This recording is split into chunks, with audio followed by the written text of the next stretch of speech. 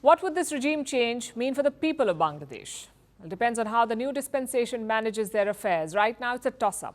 There's political uncertainty, and that is hurting their economy, which should be a big worry for Bangladesh because economy is what they were getting right. This country was among the fastest growing economies in the world, and now it is in a chaos which could undo decades of progress. Trade has already been disrupted.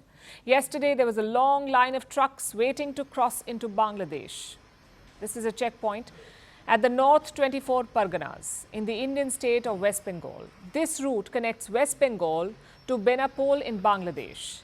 30% of India's land trade with Bangladesh happens through this border. And Bangladesh imports all kinds of goods from India, from cotton to food supplies like onion and even crude oil. But the events of this week have hampered supplies. The situation has improved in the last 24 hours. Some of the border checkpoints have opened up again, but the disruption has been significant. There have been large-scale losses to the Bangladeshi economy. Take the garment industry, for instance. Garments are the biggest export of Bangladesh. They make up 90% of all exports.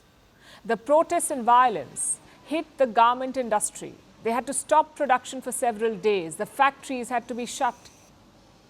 They came back online just 2 days ago. During this ongoing movement, the factories were fully closed for 6 days. We faced huge loss in these days. We lost 228,000 pieces of production and $107,000 in this factory alone. Bangladesh can ill afford such disruptions. It has bills to pay. Debt repayments are due. Bangladesh owes more than $100 billion. $100 billion, this is the external debt, the money that Dhaka owes to outside lenders. The political chaos has a direct bearing on the finances of the country. Over the past few weeks, they've lost more than $1 billion in foreign currency reserves. Regular trade and economic activity has been hit. Exports have fallen, so have the earnings. So how much money is left in the reserve now? We don't have an exact number. Last month, they had around $20 billion in the bank, which is just about enough to sustain them for 4 months. The economy is on shaky ground at the moment. It has been for a while, in fact. Last year, Dhaka sought help from the IMF, the International Monetary Fund.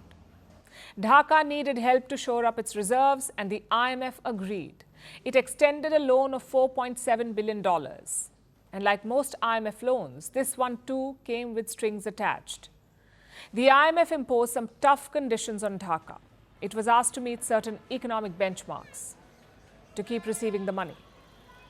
And the progress is reviewed regularly. The last review happened this year in June, and the IMF was not too happy. It said Bangladesh was falling short of its commitments, so the IMF tightened the screws. It imposed 33 conditions on Dhaka. So Bangladesh has to fulfill these 33 conditions to get the next tranche of the loan. And what were these conditions? Well, most of them were about fixing the macroeconomic situation, like keeping inflation in check, boosting government revenue, better regulating the banking sector, and managing the debt more effectively, all of which are fairly reasonable demands for a stable government to meet. But Bangladesh no longer has that. It doesn't have a stable government. Can the interim government deliver here? Can they fix the finances? It is going to be tough. This financial crisis has been brewing for a while, like I said. The Sheikh Hasina government was trying to manage it. Last month, they also reached out to Beijing for help. They wanted a loan from China. Bangladesh wanted a loan. It asked for around $5 billion, but in the Chinese currency. Dhaka had asked for a yuan-denominated loan. Did China agree? We cannot confirm yet. We don't know what came of that request. But we can hazard a guess about the IMF's response going forward. They may not be inclined to give more money in a hurry.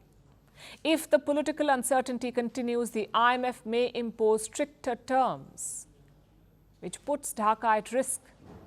If they don't get a grip on the situation, they will lose more lenders. And they'll become more vulnerable to loan sharks like China. Beijing could rush in to help Dhaka and push it into a debt trap. You see, the protesters said they fought to save democracy, and they did manage to topple Sheikh Hasina. But who will save Bangladesh's economy now? That's the question they must dwell on.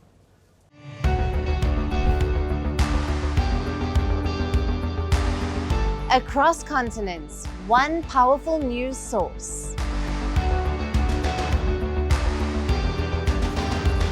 Bringing you diverse perspectives on the issues that matter.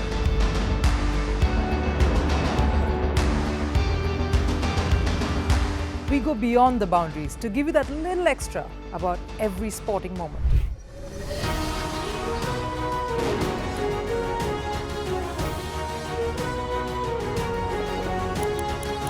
So thank you for making Firstpost 5 million strong. We're counting on your support, and you can trust us to bring you the news unfiltered and unvarnished.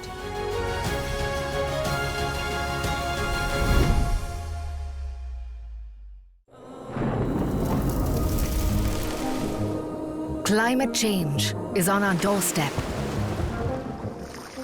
It's time for a revolution to take root. And it starts with 1.4 billion Indians. It starts with one tree for humanity, one tree for Mother Earth, one tree for our future. Project One Tree, a News 18 network initiative. Firstpost reports from the world's second largest continent. Hello, I'm Alison Lagrange. A very warm welcome from Durban, South Africa. We get you the news and the newsmakers from Africa. From elections to climate change to innovations and opportunities. As the world's attention shifts, we report from Africa, the heart of the global South. Join me every weekday live on Firstpost.